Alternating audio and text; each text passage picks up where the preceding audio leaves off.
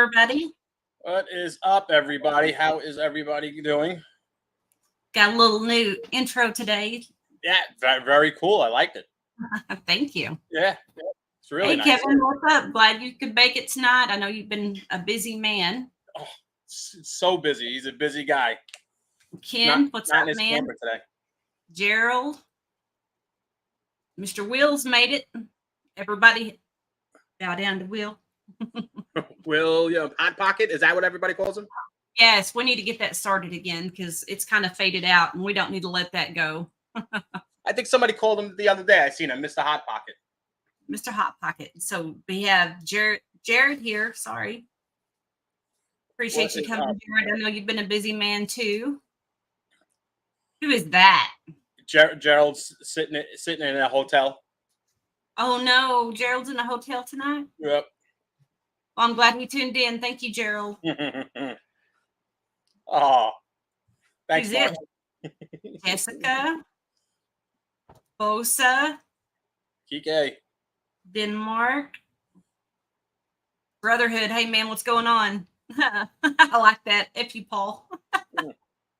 But he kind of misspelled the line there, so I kind of a little bit of the punch away. Yeah, he's a very nice guy.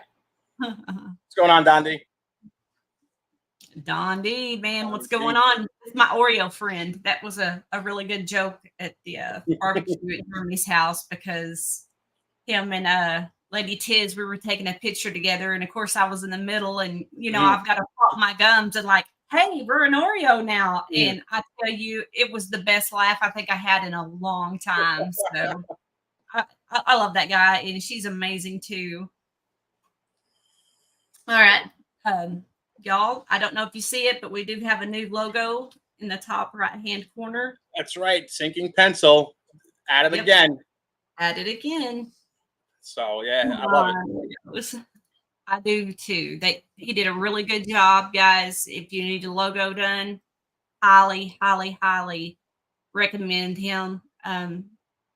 So this time, Paul and I, we split the price of the logo, and we got 6 different colors too. So, I mean, just an amazing person to work with, and we are having a 1K giveaway that. After we get 1K followers, we will have a drawing or a spin to win or whatever we figure out at the time. Somebody's going to get a nice free logo package. Yep. We got to get some shirts made and all that stuff too as well. What's going on, Glenn? Yeah. And I don't know if you guys know about our new podcast on Saturdays. It's a lot of fun. We do have a big panel of people, but it's just kind of first come, first serve. It's been really nice to sit and talk with different folks, and Yeah, it's just whatever topic comes to mind. I did like that AI topic though, but yeah. It does. It goes fast too. Like, I'm the person, I'm like, I want to keep it at 1 hour because I don't want people to lose interest, but I do need to loosen up on that. I know.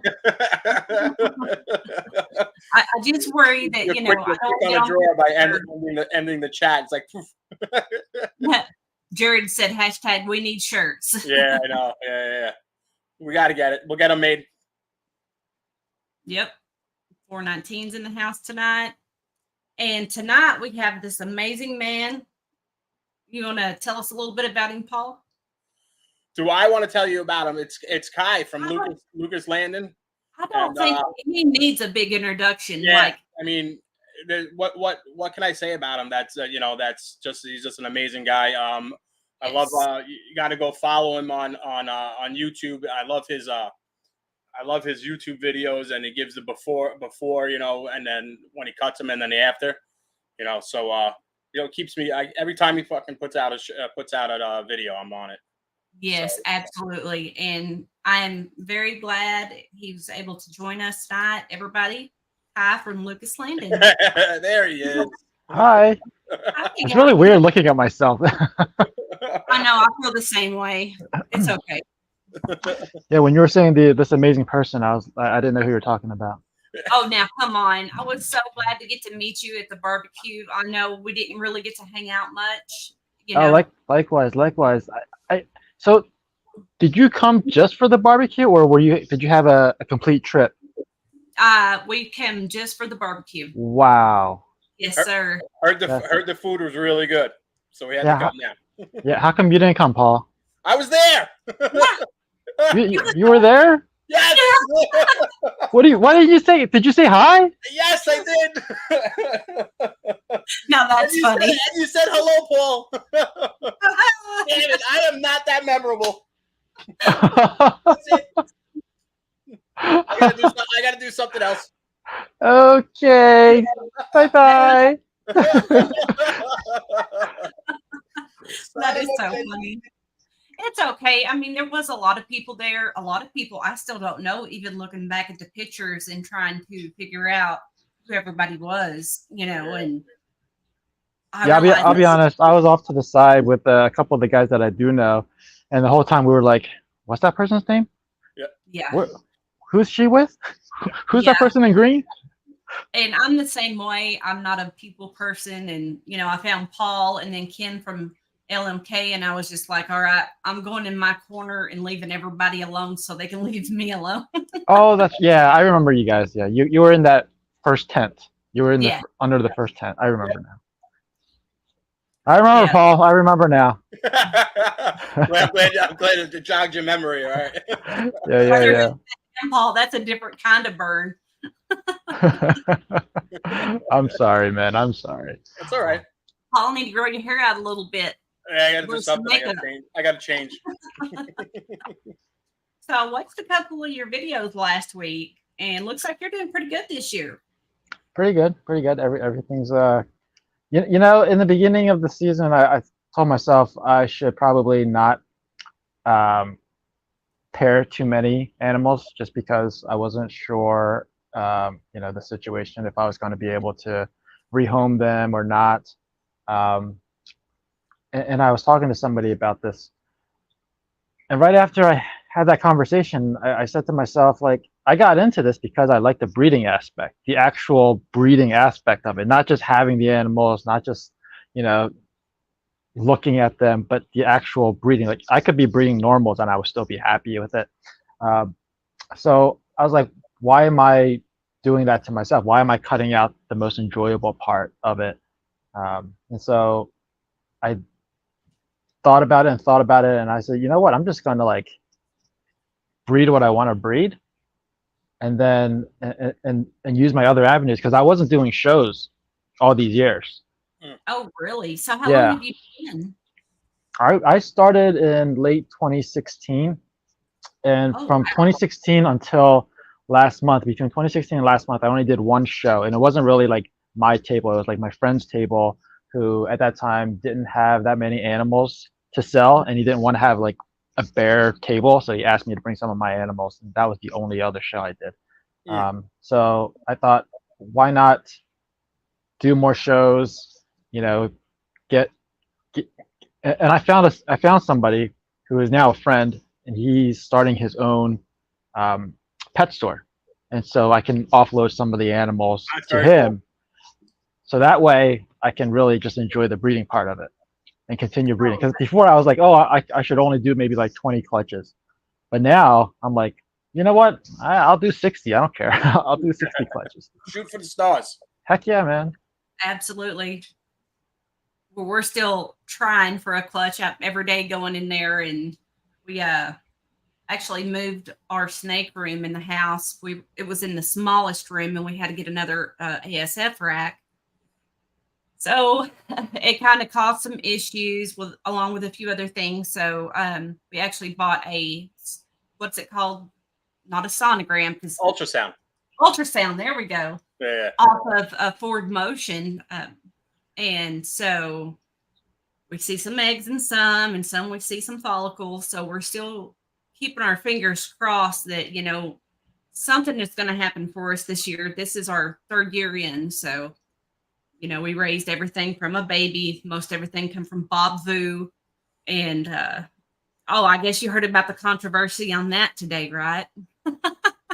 He got one bad review on Morph Market. Oh, Yeah. I heard that. Who Whoever did that, you ought to be ashamed of yourself, truly, because he is the nicest man that I know in the industry. Mm-hmm. Hey, Phil, how's it going, man? So Hey, Phil.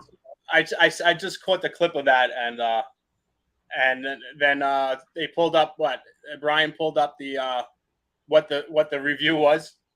There was one neutral and one negative review. Yeah. Yeah. The guy. So, Kai, do you have any negative reviews? Do I have any? No, I don't have any, thankfully. Good. It's good. It's good. Okay, somebody, we're gonna have to pop his cherry tonight. Snake. What do you sell off? You sell more off of like Morph Market, or is it just do you have Morph Market? Yeah. I guess I can say traditionally I've pretty much sold probably like 90% through Morph Market because that was like my main avenue. When I put up videos, people will reach out to me and inquire when they see me do the egg cutting and stuff. But two issues with that. Number one, sometimes my videos are delayed, and so when they inquire, those animals are already gone, right? And the other issue is people like to inquire on like the best animal in that clutch, and I'm like, no, that's not for sale. Sorry.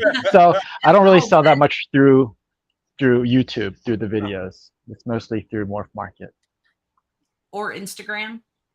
Not so much, to be honest. Not so much. Really? I've had people message me through Instagram, but it would be, hey, I saw this animal on your Morph Market. And that's how the conversation starts. So to me, that's still like a Morph Market avenue because that's where it started. Yeah. Absolutely, yeah. I know I'm on there at least 3 times a day going through everybody I follow. And I love the new button they have, the For You button, that takes you directly to the people you follow. And I can just go through there and see, hey, what do my friends have right now? Oh, and okay. that being the first option, it's pretty cool. Nice. Well, they Hey, just put that button on. Drive safe. Sorry, go ahead. Well, as I was saying, did they just put that button on for the Morph Market? It's been there as far as I know. I found it a couple weeks ago. Yeah, it's been there for a little bit. I don't exactly remember when they started it, but I have seen it as well, and it is handy because sometimes like you have like trusted breeders or you're following them because you saw them do some kind of pairing and you're just waiting for them to release the babies from that pairing. So it's like, yeah, I just follow them. It's like, and I wish there was like, and maybe you guys can help me. Maybe you know this. I wish there was like some kind of way to get notified of a certain animal that you're looking for. Because the thing with me is sometimes I try to stay off of Morph Market because I just can't stop buying. Yeah, there's the 2 issues with that. Number one, I don't know what is being posted because I'm not on Morph Market. And then the other issue is my friends send me pictures like, hey, look what I just got. I'm like, damn, I wish I bought that one before you. I wish I saw that one so I could buy it. But yeah. That would be good if you can get notification of somebody that's about to drop that you've been following or something like that. I guess. Yeah. Like I did ask John when John was still the owner CEO of Morph Market if there was a way for me to like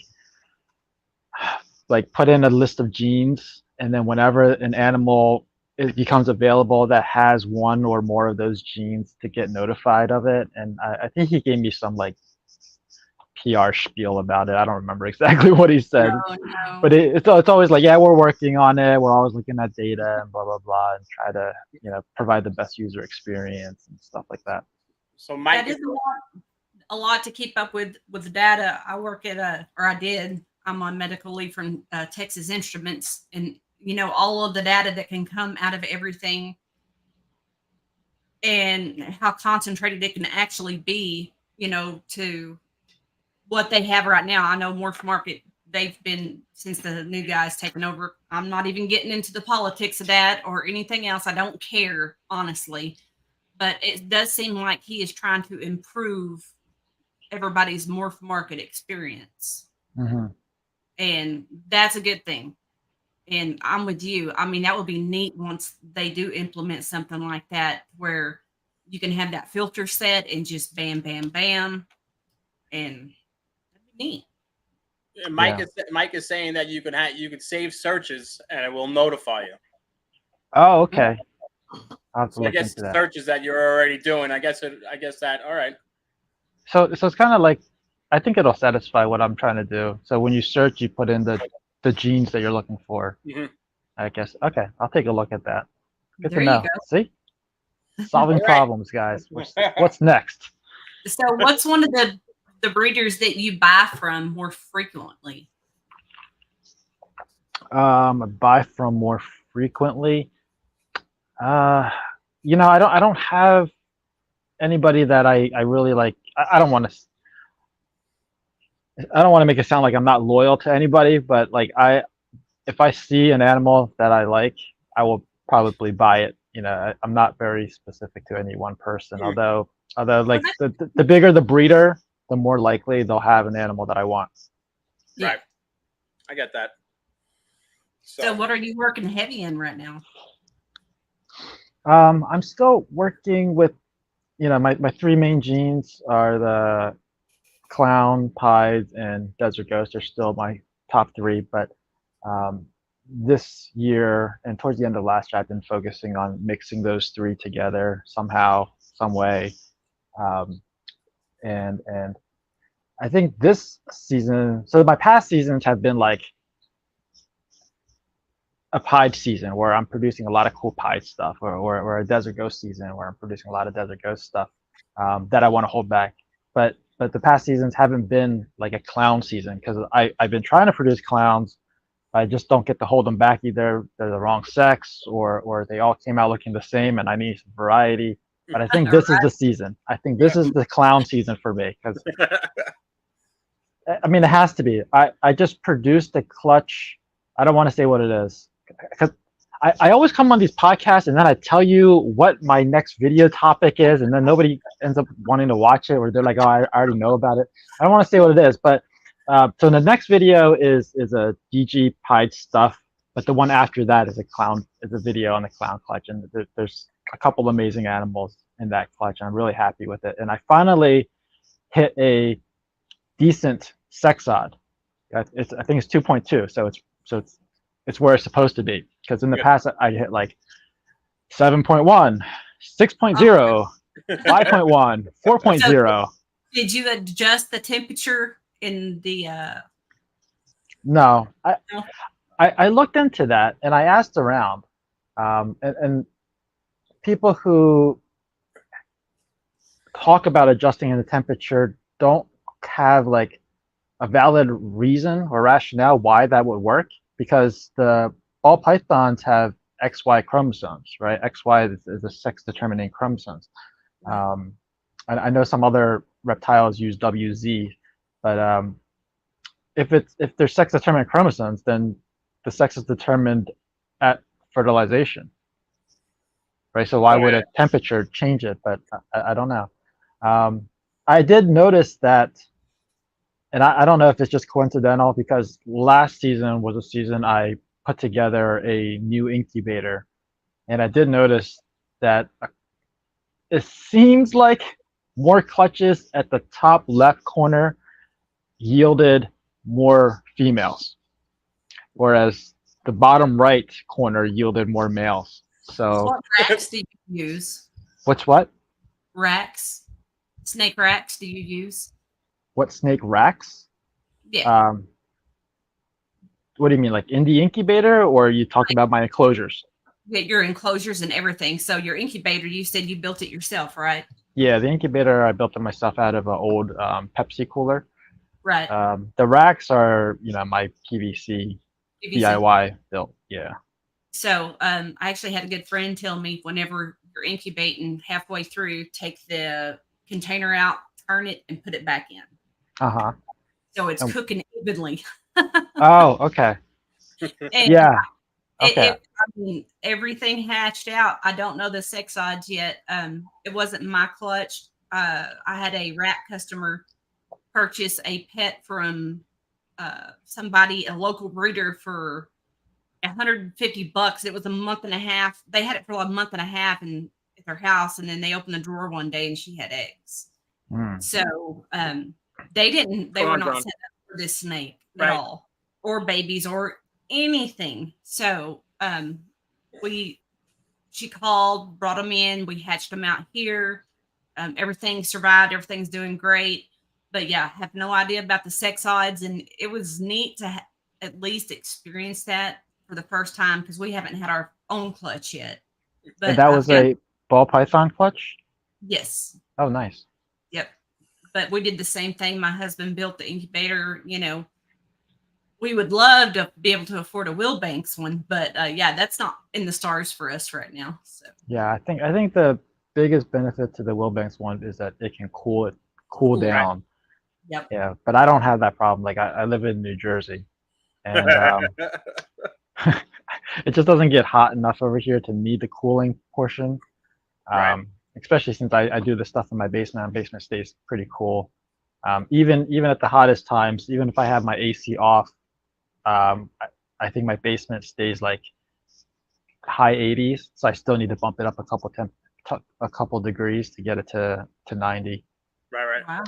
But I'll tell you a funny story. You're talking about the turning the egg box, and I used to do that. I had my very first incubator was just a styrofoam box, like one of those cheap coolers, and it was all styrofoam. It wasn't like one of those igloo ones that had plastic and filled with foam core and blah blah blah. And and I had to go on vacation, and I told my dad on such and such day to turn the egg box. Now, I wasn't specific as to what an egg box is, and he doesn't know what an egg box is. So he turned the entire cooler. Like he just turned everything. Yeah. So I come home and like I can tell it's in the wrong orientation. And I was like, why did you put it back like this? He was like, you told me to turn it. I was like, oh my God, duh. But regardless, I mean, nothing really happened. I mean, I do understand turning it, it creates more evenness because you don't know if there's a hot side or a cool side.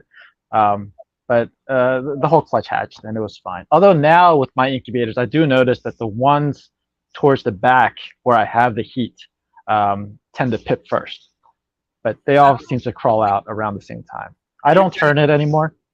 I was gonna say, are you catching yourself with what you said like your most anticipated clutch? Are you putting it in the back right corner? I'm, it's all females or because like I said, last season I've noticed the top left seems to yield more females, the bottom right seems to yield more males. So and it was the first time I used that incubator since it's built, right? So I don't really have that much sample data to go off of, but I do find myself like when I have a new clutch and I want females, I'll make room in the top left corner, and when I'm looking for a powerhouse male, I'll put it in the bottom right corner, and when I want even odds, I'll try to stick it somewhere in the middle. Yeah, right. I don't know. I guess where I have that clutch out right in the middle. Right in the middle. Yeah. So maybe it is being a little superstitious, but even though I know the science behind it, it doesn't make any sense. Yeah, it doesn't matter. It just makes you feel better. Yeah, absolutely. Yeah. So is that all you keep is ball pythons? All I breed right now is ball pythons. I do have a few other species as well. I have one blood python. Still looking for a boyfriend for her. Yeah, she's really tame. Dan Magano, I don't know if you guys know the name, but he bred her. Sorry, he didn't bred her. He produced her, and he had another one exactly the same. He had two females exactly the same, and I messaged him and I was like, hey, can you tell me which one is more docile, is more tame? Because I don't want to get bit. I think blood pythons have a bad reputation of being bitey. And he was like, oh, the one that you inquired on is the more docile one. The other one is a bitch, right? And I was like, all right, I'll get this one then. Yeah. And then he was like, well, let me try to get it feeding first. And I was like, wait, what? Like, is it not feeding yet? But he's like, no, it's fine. And he's like, he just wants it to like feed on frozen thawed before he ships it out, because he's been, I guess, giving it live. Right. And I had it, and it was a little bit difficult to get started because feeding blood pythons, like I only have one, so I don't know if this is like applies to all blood pythons or not. But like with ball pythons, when I feed frozen thawed, I dangle the rodent in front of their face, and then they strike at it. But Mm-hmm. I've seen some videos where you don't, with blood pythons, you don't put it in front of their face. You like touch it to the side of their neck, and then they'll swing around and grab it. And that's what I have to do now. And they're quick, right? Yeah, they're quick. Yeah. They're quick. But this one's super docile. Like I can play around with it as long as it's not like feeding day. It's super docile. It's just chill. You do have to support their entire body because they're like a huge sausage. They just I've been watching a lot of videos because I think that's my next purchase. I want a blood. Oh yeah. He's been talking about it since we had. I've been talking to Chris. Yeah. And I'm waiting. I think he said maybe in September he'll have some Sumatran. I think that's what I'm going to go for first. Oh, okay, cool. Yeah, and then but I've been watching videos and I'm like, all right, and been reading and all this stuff. So yeah, they are different. Like that, I think that was boas was my next species that I got into, and that's when I realized like how different snake species are, because I thought, I'm good with ball pythons. Let me go try a boa, and they're very different. They're very different. Everybody, Jeremy does have a carpet available right now. I do believe it's a male. Carpets? I thought he sold everything. Well, he did, but something happened, and he has one available now. I believe it is a male, Jeremy. You'll have to let us know. And I want it, but there's other things I'm paying for right now that's gonna make me money in the future. What's going on, Celtic? Yeah. Yes. Hello, Celtic. How are you guys doing? Yeah, when I was at the barbecue at Jeremy's place, when I saw those carpets, I was so tempted to get one. Yes. They are beautiful. So tempted, but I have something coming as well, so that's why I couldn't pick anything up. And is that going to be a video? What's that? Is that going to be a video? Can you tell us, or no? You're not telling us. You want to say no? You have to wait for it. You have to wait for it. You put you on the spot. I did have something similar to what I'm getting. I had a pair of white lip pythons, and those guys are just horrible. They're horrible. When I first got them, they were fine. Like I met the guy. It was local. I drove over there. I met him. He had it in this like Tupperware container. That's what he carried it in. And I heard the reputation as being horrible, being very nippy and bitey, and like they musk all over you and all these bad things. But I'm like, they're beautiful. I can work with them. Like I just gave myself a little too much credit. So the guy comes out of his car and hands me this Tupperware, and I open it up and I take it out, and it was like perfectly fine. I was like, oh, I got this one's great, right? Like there's nothing wrong with it. All those other things that I hear people say is just a load of crap. So I bring it home and I set up a quarantine environment for it. And the next day I go pick it up, it's fine. The next day I pick it up, it's fine. The day after that I pick it up, it's fine. And then all of a sudden it just like turned. It turned into like the most horrible thing. I was like, you are not the same snake. You must be possessed or something. Because it became super defensive. Not defensive, but it was like very cage aggressive. It became everything that all those other people were saying that I didn't believe. And I was like, I'm not going to give up on this animal. Like, I don't want to be like that. So I'm going to work with this. And I did a ton of research. I even looked at how to do target training. There was a professor who also works with reptiles, and she was teaching on YouTube, teaching how to do target training. And I did it. And slowly that white lip python started to come around. Basically, I would take like a stick like this and then put a piece of blue tape at the end, right? And that became the target. And so you would hold it in front of the snake's face until it at least approached it. Initially, I just wanted for it to look at it. As soon as it looked at it, I would give it the prey. And then after a while, I would make it like approach it and maybe like touch its nose to it and then give it the prey. And the reason I did that was instead of reaching into the enclosure to get the snake, I would use the target to tease it out. And once it's out, it's not going to be cage aggressive anymore. So that was the theory behind it, and it was working. And after quarantine, I put it into my snake room. At around the same time, I got a male white-lipped python because I was like, oh, I love breeding. I'm gonna breed these. And they both came out of quarantine at the same time. I put them into the snake room. But what I didn't factor in was that in the quarantine room, nobody walks there except for me. In my snake room, I'm constantly walking by. And my tubs are like semi-transparent. So every time I walk by, you hear thump thump, both of them just like thump thump. And I was like, this is not fair for the animals. And eventually I rehomed them.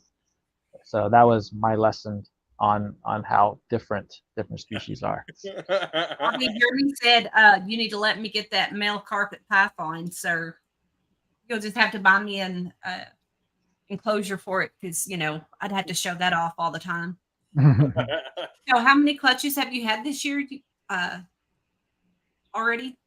Like cut and eggs done? I think cut hatched out I think around 10. I believe I just put in clutch number 28 into the incubator, or 27. I think I put in clutch 27, and then I wrote down on the next card clutch 28 because my memory's horrible. Yeah. So I don't get you use Husbandry Pro. I don't use any of that. I don't use that. Yeah. No. Well, Paul pays for it. He doesn't use it. I pay for it. I use it whenever I can remember to use it. And I'm always a couple days late on going in and, scanning the barcode and being like, okay, I've fed everything a few days ago. And you got, it's just a big mess. But I do love Husbandry Pro. It does help a lot. I can definitely see the benefits of having all that information. But I guess the piece that is missing for me is when I sell an animal, regardless if it's a hatchling or if it's an adult, there's like 2, 3, maybe 5 key pieces of information that the customer asks, and that's all they ask. So right. I'm like, why? I don't necessarily want to spend every day or every week keying information and then only to pass down 5 pieces of information. Right. It's good for you as a breeder if you want to keep track of it and everything. And I think it is necessary to keep track of the data. However, I've kind of streamlined or found efficiencies on tracking my data. So for example, there's 52 weeks in a year, right?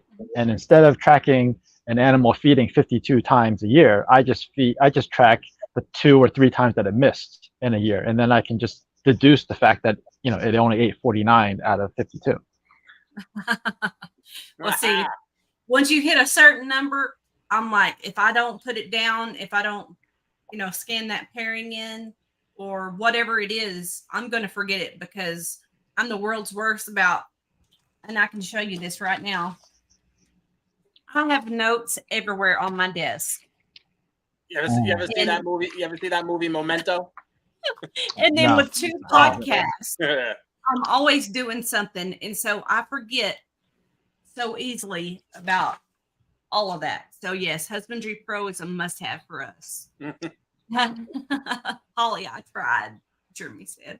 Thank you, Jeremy. I appreciate you trying. My dog's back there in the corner. What are you doing? Look at that big boy. That's the girl. That's Freya. Come here, babe. What breed is it? She is a Harlequin Great Dane. Oh, okay. Yeah, we have dogs galore, and a couple weeks ago, my husband bought me a Chihuahua, and she's been running the house. Oh my God, they're all coming now. yeah. That's Scooby right there. Scooby-Doo. Yes, this is Gus, and the little Chihuahua barely weighs a pound, and she chases him around the backyard, and he's 168 pounds. And he is terrified of her. So it's great. But last night we funny. fed the snakes, and she's very, very attached to me to where she does not want me to be out of her sight. So Uh-huh. I had her in this arm. I'm in there feeding, and when I feed the babies, I just use my fingers, Right. Okay. And oh my goodness, she was terrified. And I was like, okay, no more snakering for you, little one. She didn't like the mice or the rats that you were feeding? Yeah, she didn't. Well, she didn't like any of it because she's barely weighs a pound herself, and she's smaller than an adult rat. So, Oh, okay. What's going on, Charlie? Funny. yeah, it was quite comical. Okay, back up, guys. I seen that you sent the snake to Charlie. I sent the snake to Charlie. Yes, I did. Right there. Is that yeah? I think I saw his post. Yeah. Did you Desert Ghost? Love it. Yeah, it's a desert ghost het clown male Yeah, that he was looking for. Yeah. Keeping track of people what they have. So, yeah. Yeah. So speaking of dog breeds, I was talking to a group of kids. My kids were there, and a couple other teenagers that are for kids of our friends. Okay, and one of the girls, somebody brought up the topic of dogs. I think one of the girls bought a dog, and everybody's like, "Oh, what kind of dog? What kind of dog?" And it started with I can't remember the breed, but it started with the letter H. And for some reason, I knew what kind it was. I think probably because I used to watch these like dog breed shows all the time when I was trying to figure out what breed I wanted to get. And I was like, "Oh, is that the white Persian dog?" And right at that moment, I said that. Some guy walked by the hallway, and he goes, "That's racist." And I was like, "It's a dog breed." He's like, "Still racist." And I'm pretty sure he thought I said person, not Persian. Oh wow! And I was like, and I ran over there thinking that like, oh, I want to like straighten it out. I want to clarify because I don't want to be known as like a racist person. So I ran over there, and like as soon as I took a turn, there was a big door and like a huge crowd of people around the pool area, and I was like, "There's no way I can find the guy now." I'd be like, just run with it. I mean, they're gonna think what they're gonna think anyway. At the end of the day, it does not matter what people think. Yeah. Yeah, it's a Persian dog. It was used for it is white because it's used for herding sheep, and sheep are white, so it needs to blend in with the herd. So yeah, it's a white Persian dog. White Persian dog. Yeah. So does you have two boys? That's how you got your company name. Yep. Yep. That's amazing. I love that. Do they help out in the snake room and everything? No, I wish they did. No, it's like the thing with like people talk about mechanics, how like their car is the one that's least worked on because they're a mechanic. Same thing here. Like my older son was maybe like 4 or 5 years old when I like not remodeled but like fixed up the basement, and I also put in my saltwater tank, and he helped out doing little things, and he also watched as I like built my saltwater tank and all the components that go into it, and he loved it. He would sit in front of it all the time. But now when we go to like a public aquarium, he could care less because he's like, I've seen all of these fish before. Yeah. Yeah. Then a few years later, I started the ball python hobby, and my younger son was all into it because every time I go downstairs to clean the snakes, and at that time all the snakes were babies because I just started, and he was like, "Oh, can I hold it while you're cleaning?" I was like, "Sure." Like he would hold it all the time, and he would also ask like if I could take pictures of him holding it so that he could show his friends, he could take it to school. There was one time where I even asked his teacher if it was okay to bring in the animals as like a show and tell kind of thing. They didn't allow it, but regardless, like my younger son was really into it. But now he could care less. It's like the same thing. Like there's just like once they've seen it, they are no longer interested in it. Like they're short attention span, I guess. So how about your wife? Does she help you out? No, she doesn't. No. None of that. I'm trying to Is get she my wife. afraid of the snakes, or What's that? is she afraid of them, or is she okay with them? Just doesn't want to deal with it. I think she just doesn't want to deal with it. She says she's fearful, but when I ask her like what part of it is fearful, she's not able to explain it. I think she just probably doesn't want to deal with it. But there's like different levels of support, you know what I mean? Like she'll give me the time to go and do the stuff I need to do, and then she'll take care of other stuff for me, you know. Yeah.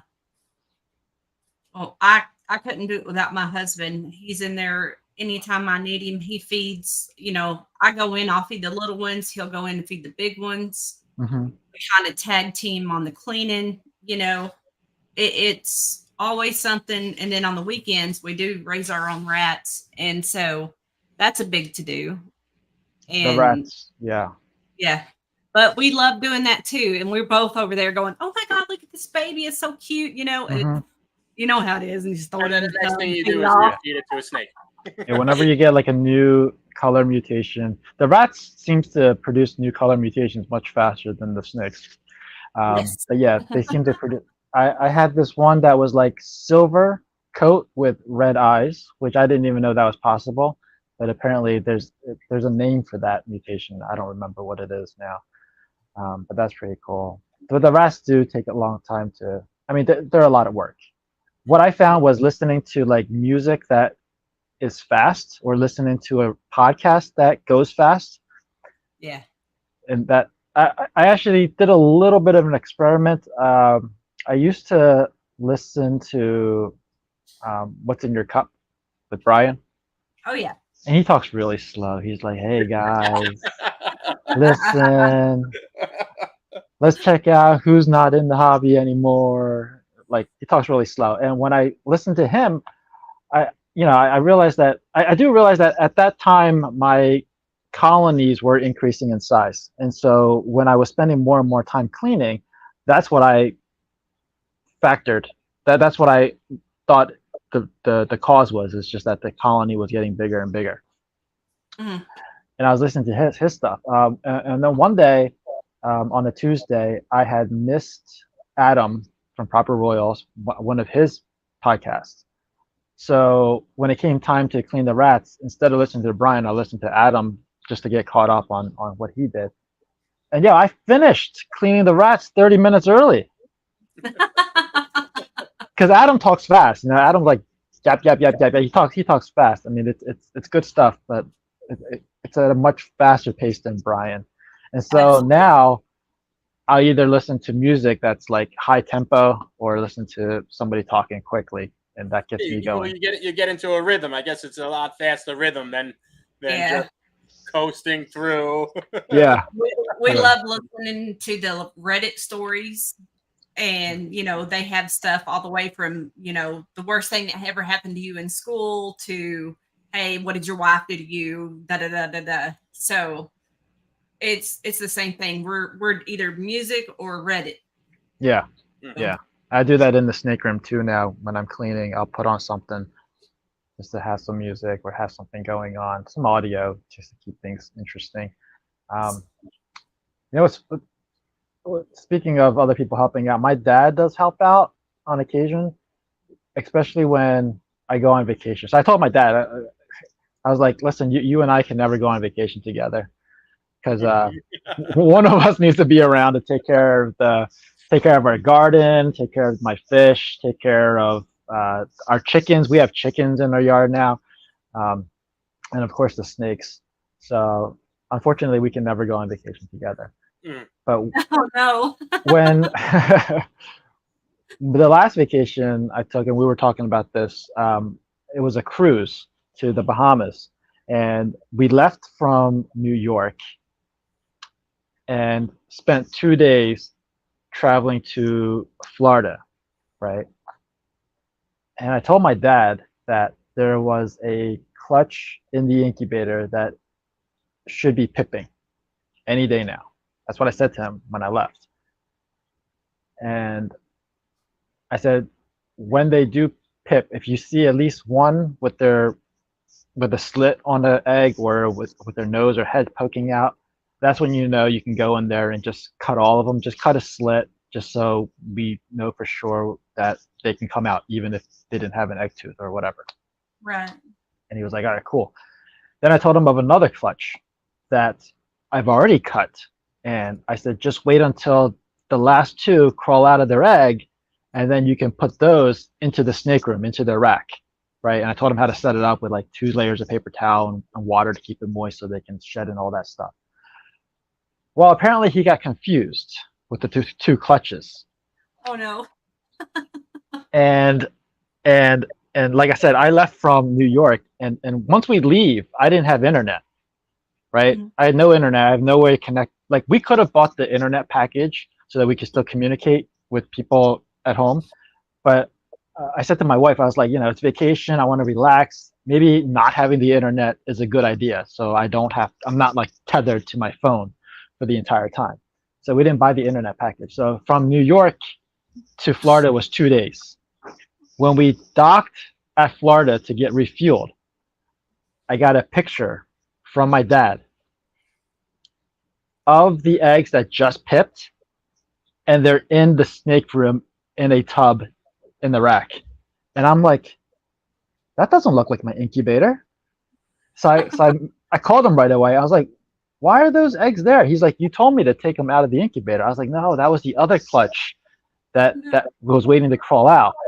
And I was like, how long have these eggs been sitting in my rack? And he was like, oh, I just put them there. I was like, oh, thank God. I was like, hurry up, put them back in the incubator.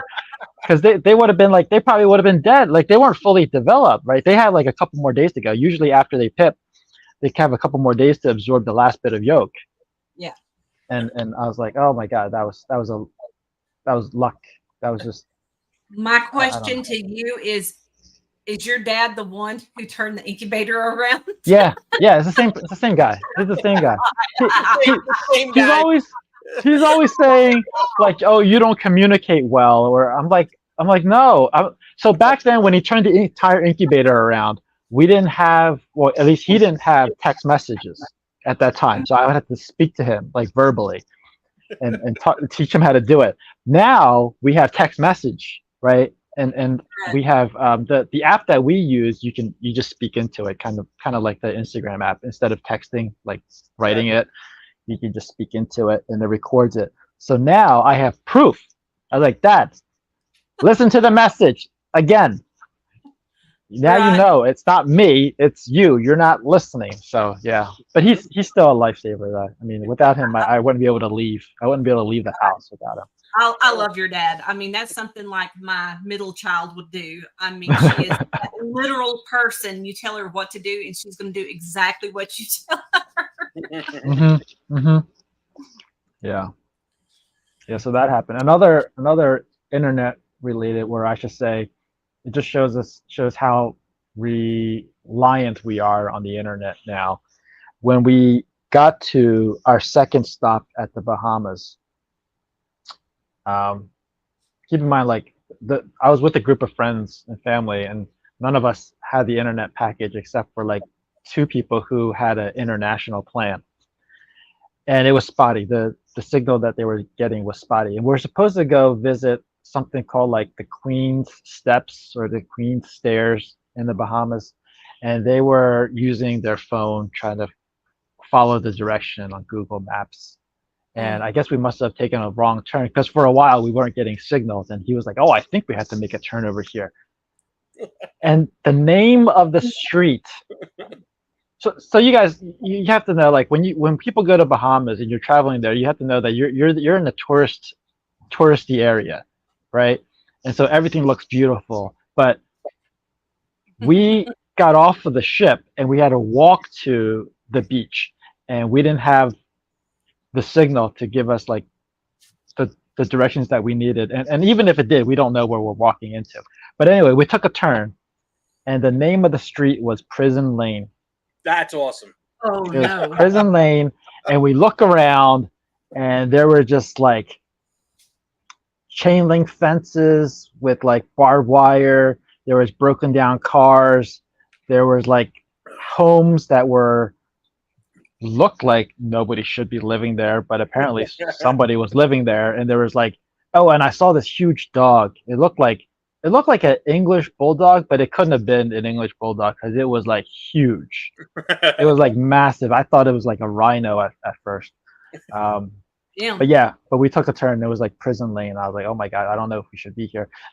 But that day it was like kind of sprinkling rain. And when we got off the ship, they gave us all ponchos. They were blue ponchos. So as we're walking, and I see another group of blue ponchos, I was like, okay. At least we might outnumber the people in this neighborhood. Oh, Lordy. That's great. So, y'all, I do want to touch bases on everything that's going on with Gomez, Python. I know Paul, that is your friend. I know Samson, it's his friend. He's got a lot of friends in the community, and it is so sad. And if anybody can donate, please donate. If you can pray, if that's what you do, please pray for him and his family. Losing in life like that, it's something very tragic. I can't imagine what his family's going through right now. So I think there's going to have there's planning on having an auction, I think, in about 2 weeks on Facebook. So you had mentioned that Baker was going to have an auction. Yeah, I think Baker. I think Ryan from Ryan's going to be involved. Everyone's going to be involved, but I think they're going to be elevated exotics. Everybody's just pulling through on pulling together on Long Island and everything like that. So would it be best for everybody to go follow Baker? Is it going to be everything under his platform? That's kind of what I've been trying to figure out today, like who we need to follow and make sure we're there. Well, I'm pretty sure that everyone's going to end up knowing where it is. Whether from Brian's going to end up knowing, or Kevin involved. Sugar Skull Serpents and everything. So I know that So I know that everybody at one point or another will know somebody from some. So yeah. And I know it's upset a lot of people in the industry. I don't even know the man. I've never spoke with him, but I've lost a son, and loss like that is so deep and just cuts you to the core. And for him to go through this, like after his sacrifice for his son, and he's doing great now. And I'm so glad, this man, it's really not about the money, people. Let's pray. So Mike said that so there's a Facebook page, I believe, that just started. So that's where the auction will be is on that Facebook page. Mike, can you share that in the comments with us right now? I know it's a lot to ask for somebody to go dig it up, but we really do need that information. And also our guy Chris, y'all, he's going through it too. I love him. I miss him. Everybody's like, very controversial man. I don't know what people think. I love Chris. I've been praying for Chris, and it has affected me knowing I can't talk to him and he's hurting, and there's nothing anybody can do except for pray. And then, of course, there's the guy that passed away. He was hit by a vehicle trying to... Is he on a motorcycle? He was trying to help somebody. I believe it was a stalled vehicle. Okay. I listened to Brian's episode this morning. It's been a tough day for me, guys. But there's a lot going on in the community right now that, not everybody can give. I know we are very thin all the time, but, prayer dude, that's cheap. If that's not your thing, donate. Do what you can do. I'm not there to say, do this and do that, but both of these men have been very big and influential in our community, and they need us right now. So, well said. yeah. And I know I've had a lot of people reaching out to me for updates on Chris. Chris is in a lot of pain. Chris is not really talking to anybody right now.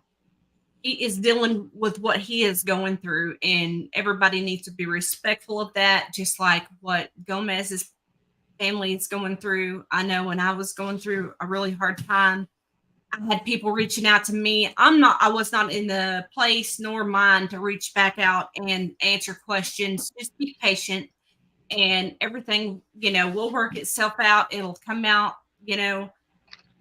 Paul, you gave me an update today on a few things. Do you want to share that, or? He's from what I know is that he's been induced. They opened his eyes a few times and everything like that. So, from far as I know, it's going to be a long road for recovery. So, Absolutely. and the family is in good spirits and everything. So it'll be a long recovery, but the guy's a fighter. So, yeah. Well, that's good, because it really takes a fighter, man. Yeah, it really does. Kai, I want to thank you for coming on the show. I didn't mean to get real deep real quick, but this is what's going on this week, and everything should be addressed. And people, the man who lost his life, his family is in need of major prayer. And he left behind quite a few kids. I believe they said 7, but don't quote me on that. That's a lot of kids to leave behind, and a wife and family. So, I don't know. Just pray, people. I don't know what else to say about that. Yeah.